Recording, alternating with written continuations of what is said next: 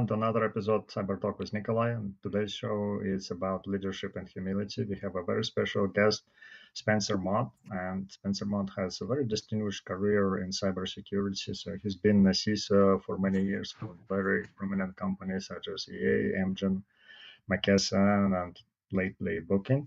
So without further ado, I would like to introduce you to Spencer Mott and ask him a few questions and let him introduce himself as well. So Spencer, on to you. Give us a little bit. Yeah, thanks, Nikolay. And it's super exciting to be interviewed by an old friend. So you and I have worked together in the past, and congratulations for your career too. But really appreciate the invitation. So yeah, as you said, I've been in the industry since the last century, which really ages me, right?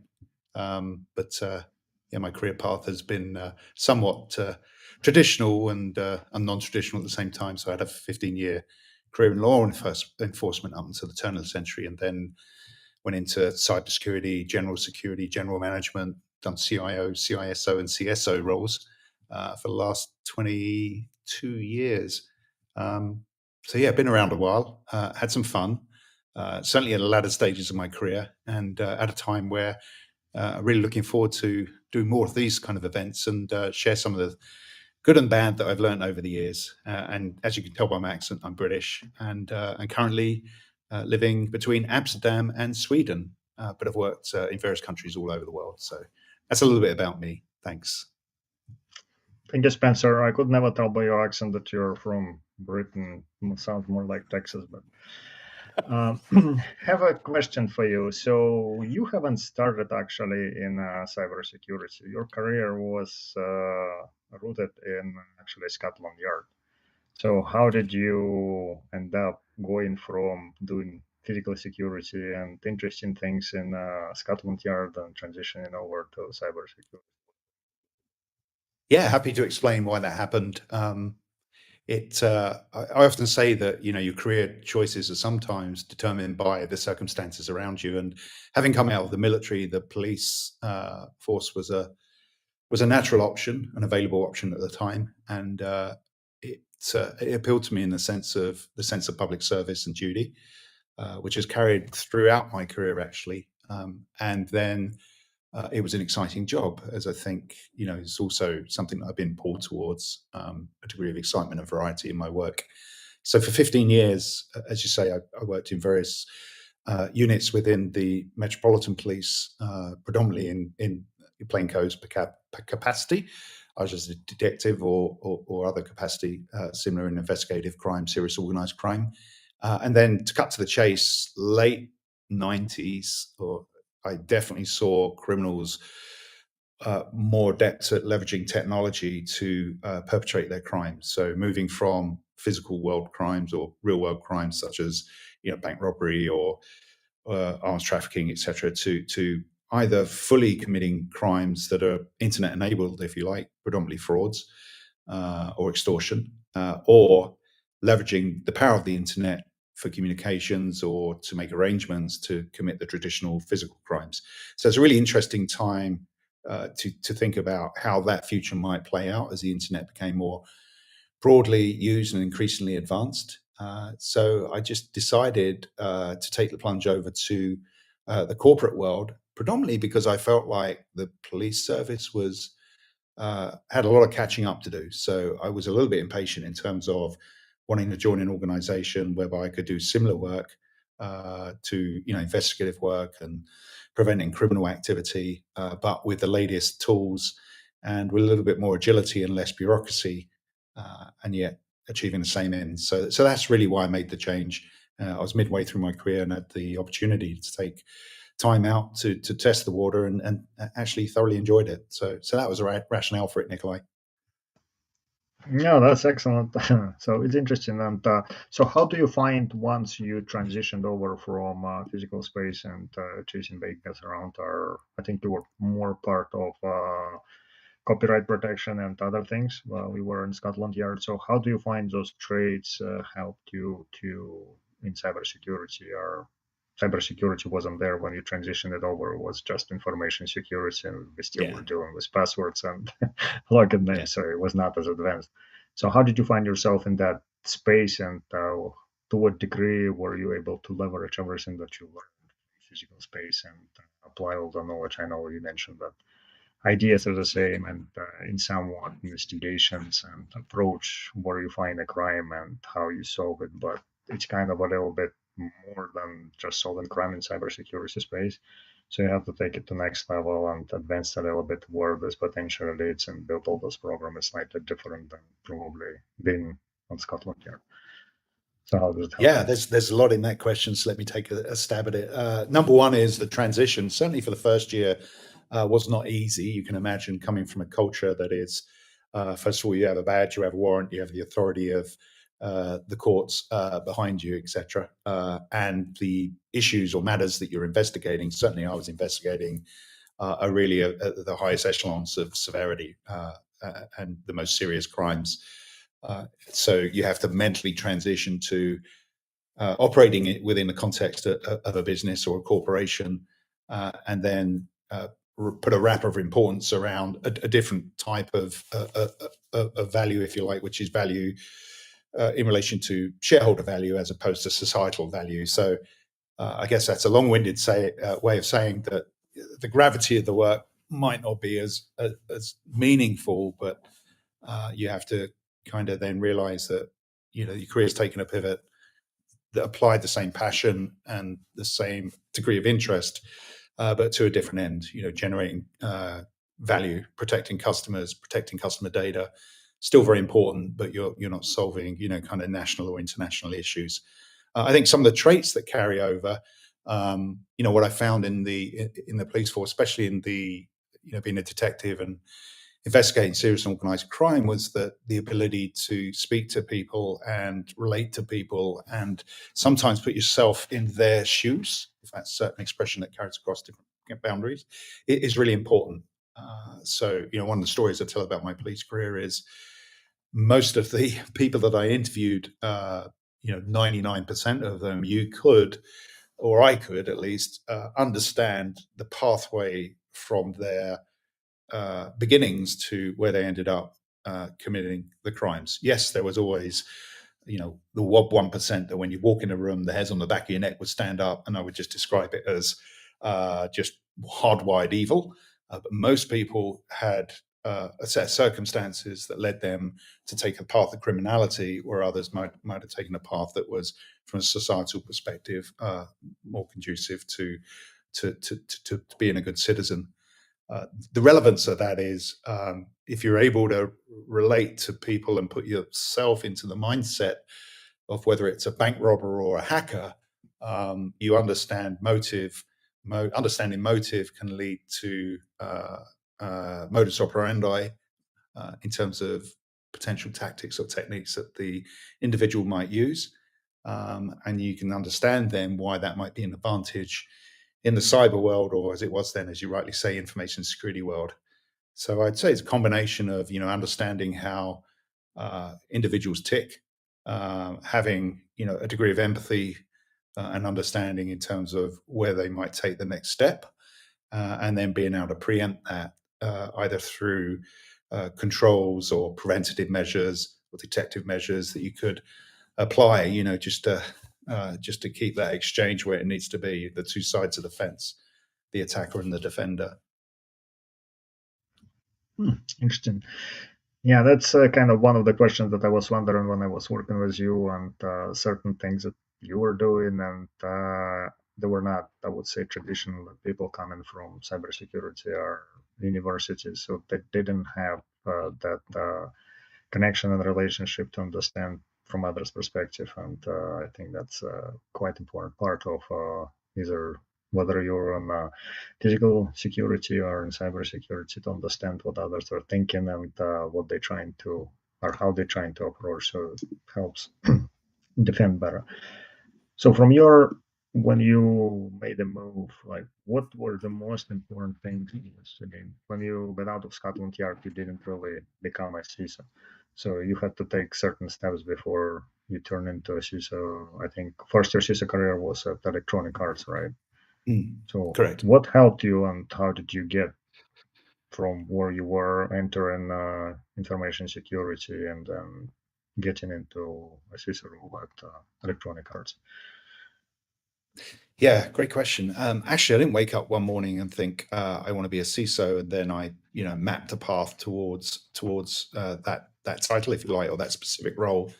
I guess I was always brought up in a family that had a, very strong work ethic and respect for authority, and then also wanting to do the work that you do to the best of your ability. Now, there's some upside and downside to that, but I think it helped me in my career.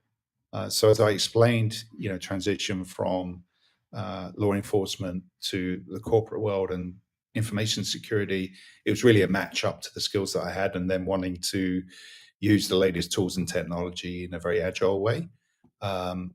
As a result of that, I worked very hard at it, and I kind of retrained. I had to learn all the, if you like, the technical side of the trade craft.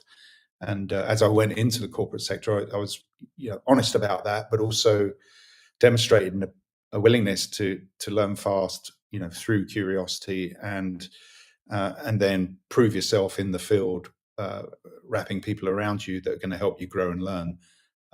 Which is, just talking about your relationship with me. It was, I learned an awful lot by the way that you operated, even though we came from different backgrounds. So it was a pro quo type relationship, and I think that's the other thing I'd like to point out is, as you, whether you're entering a team or whether you're building a team around you, it's, one is like, look at the makeup of the team and what you can learn, and what you can bring to the table, and then as you hire, fill in those gaps that are going to allow the team to build capabilities, but also individuals to, if you like, learn and feed off each other, and continuously grow. um, so I think that's, one of the traits of why it wasn't really a plan to reach C. So I just think that, hopefully people were recognizing that I was getting results, and it wasn't just me; it was the team that were getting results. But opportunities came up as a result of that process, and I was fortunate enough to take them. And so far so good. But I think, kind of being humble around that and knowing that you're only as good as your last day of work, right? And trying to keep the hunger and the interest up is also very important for the future. Yeah, definitely being humble is important trait. And Spencer, what would you say cybersecurity as a field for people that are entering into it and want to become leaders, want to achieve the same heights as you have, and what do they need to focus on? Are because I know a lot of people that even kids in college, when I had conversation, well, I still do, and I mentor teams in colleges. So when we try to have conversation, most people looking at and it's like, well, I want to become you. It's like, well, how can I get from where I'm today to where to what I need to do to get there in 5 years? I mean, maybe it's a little bit steep climb to have, but you need to build a lot of other skills other than just being a great hacker and defender. So, from your point of view, it's like how would you describe right now cybersecurity and kids need to do to excel in it?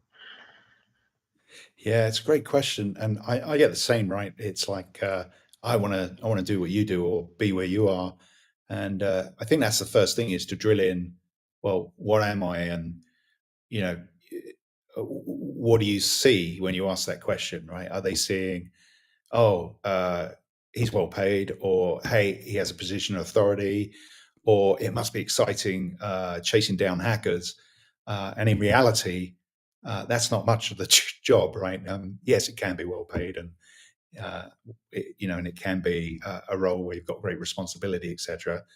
But you also need to explain, I think, compared to other professions similar to, let me think, being a doctor or some other high stress situations, that there's a payback for all that, especially if you want to reach the top of that profession. So yes, to be successful, I think, unless you're very lucky, right, and you have a break, or something else happens that creates some sort of fortunate outcome for you. You have to work hard. You have to put in the long hours.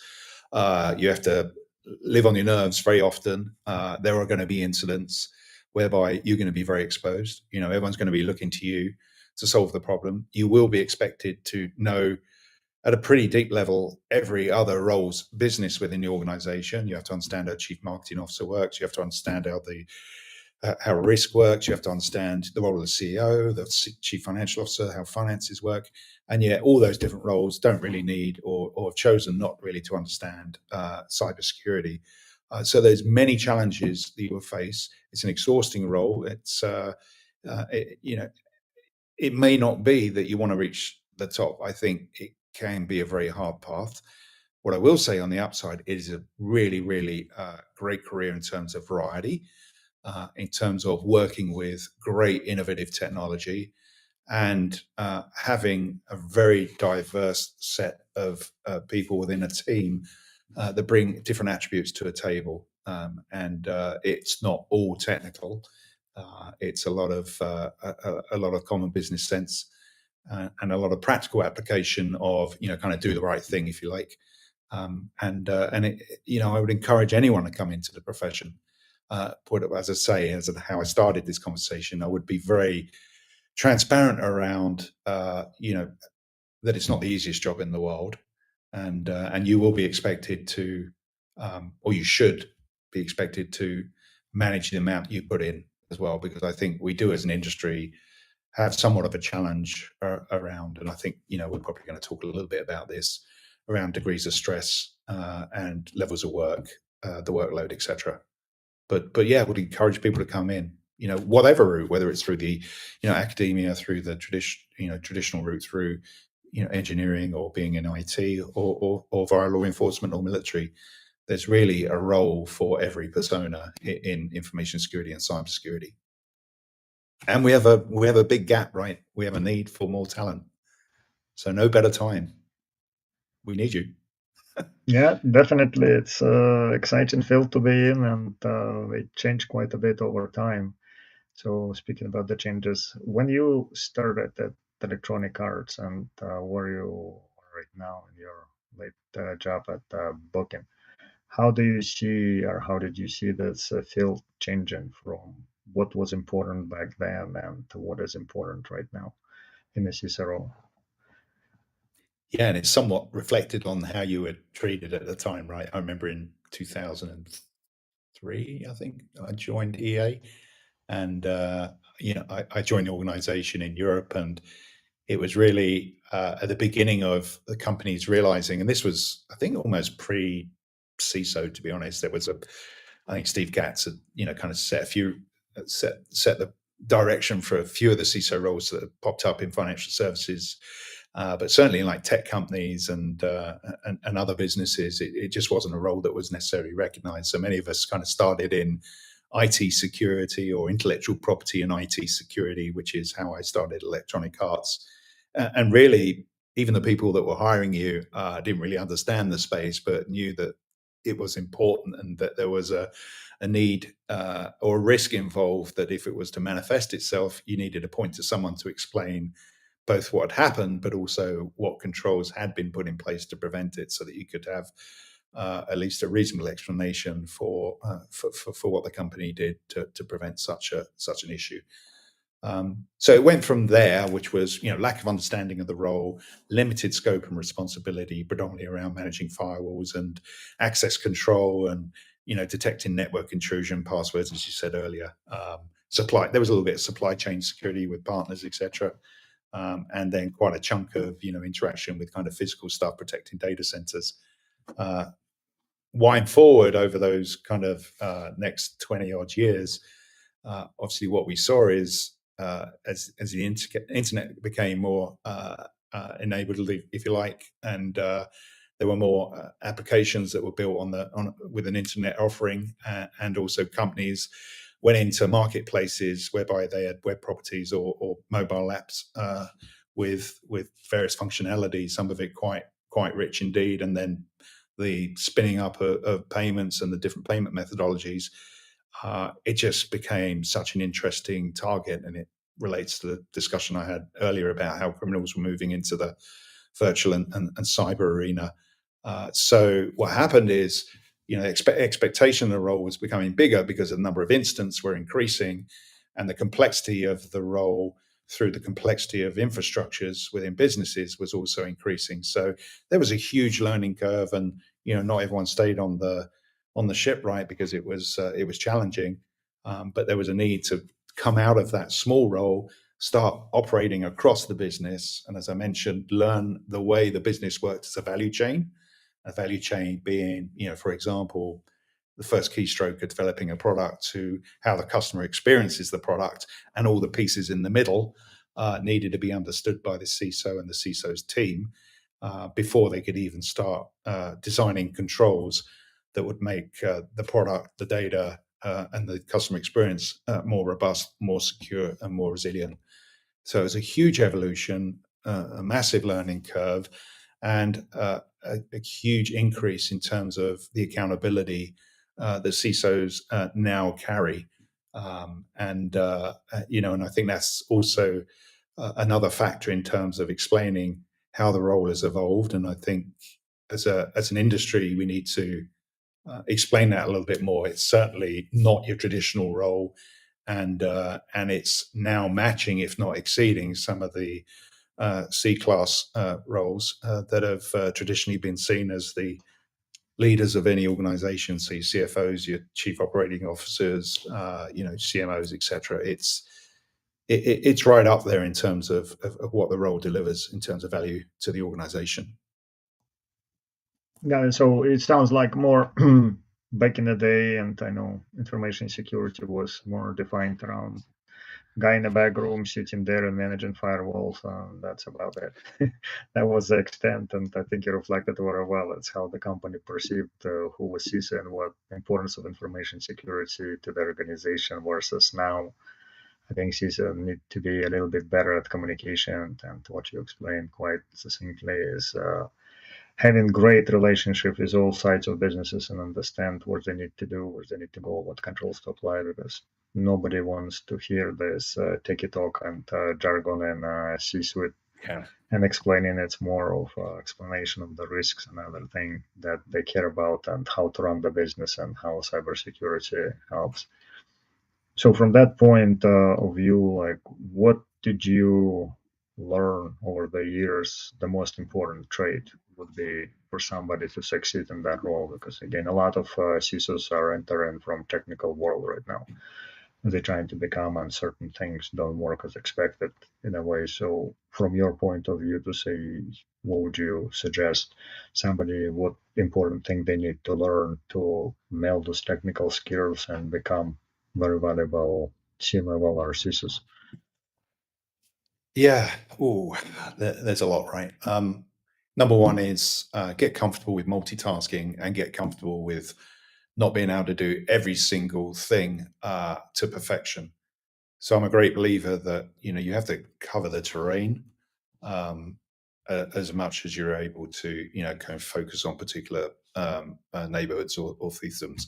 You really have to have a broad understanding of as I mentioned before, the entire value chain, and spread your what are going to be limited resources to best effect across the business landscape, applying additional resources where there are pockets of value or choke points or vulnerable links to make sure that you're trying to use a cliche, trying a risk-based approach to how you use your resources. So ability to multitask and ability to prioritize and focus on the most important things is just table stakes.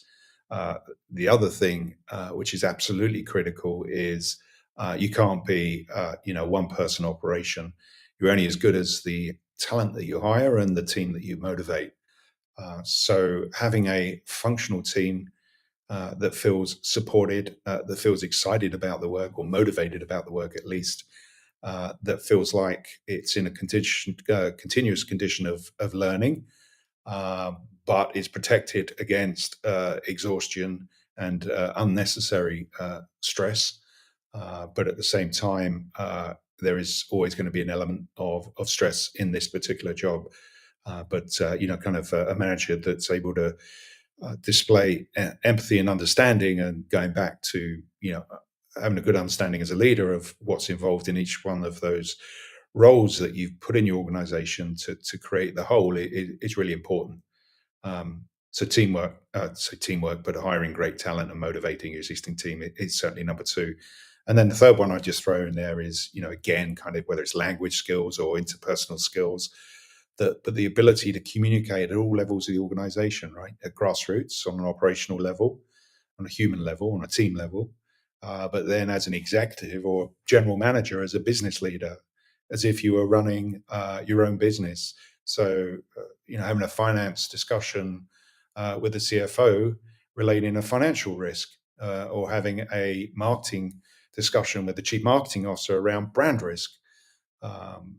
So cyber, as I said, touches every single part of the organization, and being able to talk in an interesting manner with those different roles. And then when you talk about the leaders of the company in a way that isn't, scaring them to death, but laying out the facts of the risks that they need with me to manage, and then giving them confidence that you're the right person to do that. And as and when needed, you'll represent the company well, and explain that if something bad happened, it wasn't through, lack of desire to implement controls and do the right thing by the customer and partner within that is being served by the organization.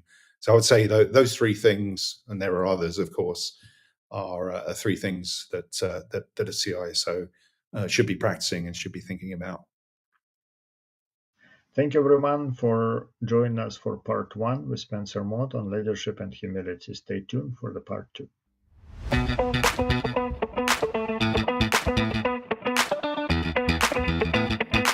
Thanks for joining us. For more information about these topics or IS Squared, please go to www.issquaredinc.com.